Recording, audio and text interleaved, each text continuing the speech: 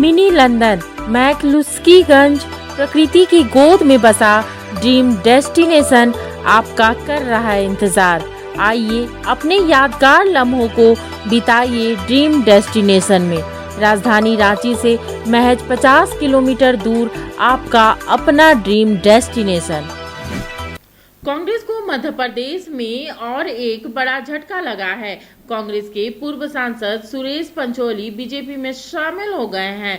सुरेश पंचौली ने कांग्रेस के नेतृत्व पर सवाल खड़ा किया है कि वही मध्य प्रदेश के मुख्यमंत्री ने कहा है कि बीजेपी मध्य प्रदेश में सभी लोकसभा सीटों पर जीत होगी।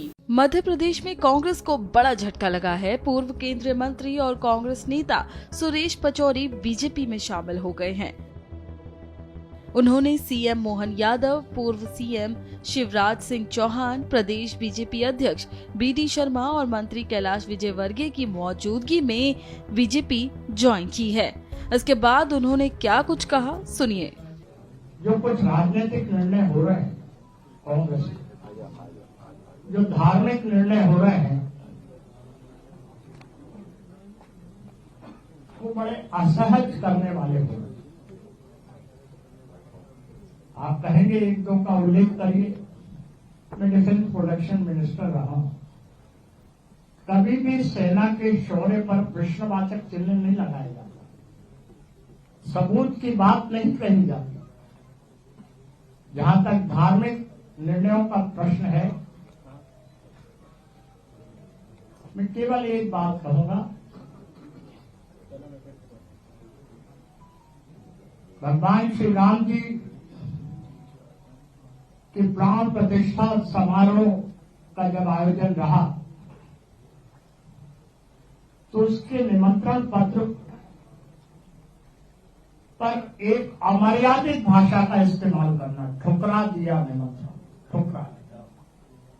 और ये बात मैं इसलिए कह रहा हूं, मुझे आघात इसलिए पहुंचा, मुझे यहां हमारे सम्मानित नेता जो अयोध्या में भगवान श्री राम जी का मंदिर बने इस बात के पक्षधर रहे हैं और मैं भी इसका पक्षधर शुरू से। मेरे पास दस्तावेजी सबूत है, आपको दूंगा। अयोध्या में भगवान श्री राम जी के मंदिर का ताला खुलना, शिलान्यास होना, ये किस कार्यकाल में हुआ? बोला जा सकता था। फिर निमंत्रण पत्र को अस्वीकार करने की आवश्यकता क्या है? और मैं साक्षी इसलिए रहा हूं कि मैं द्विपीठाधीश्वर ब्रह्मलीन जगतगुरु शंकराचार्य जी महाराज स्वामी स्वरूपानंद जी सरस्वती का दीक्षित शिष्य। मुझे तत्कालीन प्रधानमंत्री राजीव गांधी जी ने भेजा कि शंकराचार्य जी से पूछ के आओ क्या करना है। मैं आया, पत्र लाया हूं तत्कालीन प्रधानमंत्री का।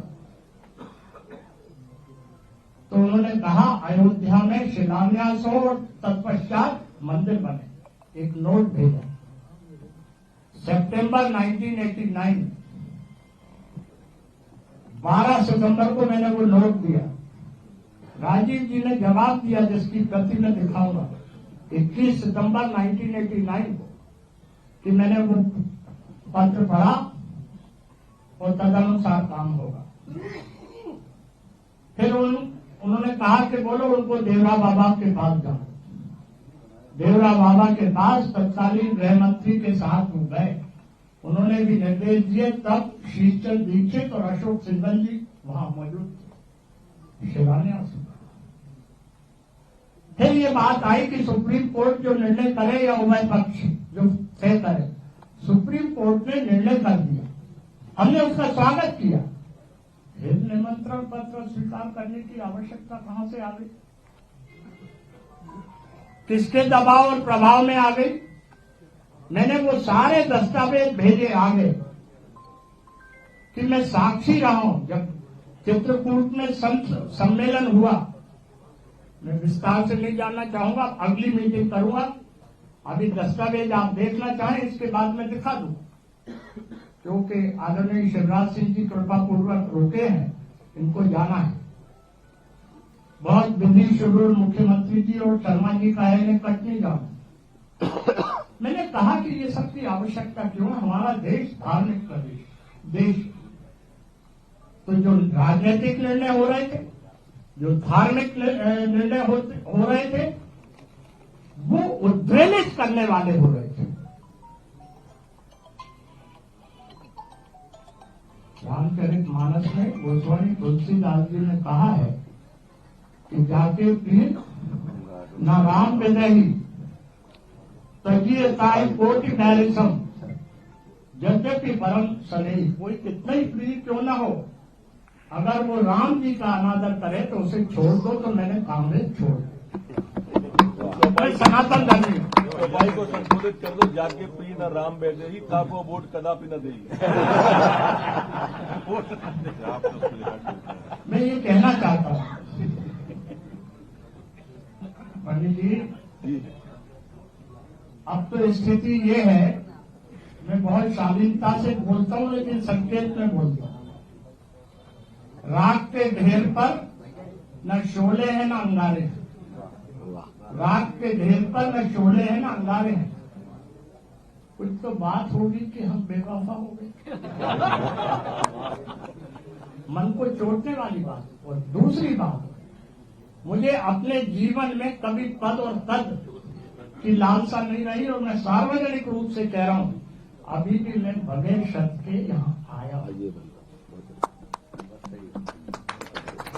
मेरे को कोई पदलिप्सा नहीं है। और जब मुझे दिल्ली से पूछा गया कि क्या, मैंने कहा कोई चाहत नहीं, बहुत मिल गई। ये चाहत हमारे यशस्वी, तेजस्वी, ओजस्वी और तपस्वी प्रधानमंत्री ने पूरी कर दी कि अयोध्या में भगवान श्री राम जी का मंदिर बनने जा रहा है। हमें गर्व है उनके कार्यकाल पर, उनकी उपलब्धियों पर मैं बाद में विस्तार से बात करूंगा, ये समय नहीं। लेकिन कुछ तो बात है कि जनादेश उनके पक्ष में हो रहा है। वही है वही जो राम वही होगा। इसलिए मैं विनम्रता पूर्वक सर झुका के आप सबका सम्मान करता हूं, आभार प्रकट करता हूं कि आपने अपने व्यस्त कार्यक्रमों में से समय निकालकर हमारे इन साथियों को ऊर्जा प्रदान की। और हमें ये सौभाग्य मिल रहा है कि जिस पहले वाक्य से मैंने बात की थी कि मेरा लक्ष्य था राजनीति में प्रवेश का, कि मैं देश सेवा करूं, अब राष्ट्र सेवा की भी बात है और भगवान श्री राम जी के चरणों में अर्पित सेवा की भी बात। जब टूटती है आस, जब थकती है सांस, जब रूठते हैं अपने, मुंह मोड़ता है जमाना, जब अंगड़ाई लेता है संकल्प, फिर बनती है कहानी, बनते हैं अनमिट निशान। देखिए मेरे साथ संघर्ष की दास्तां।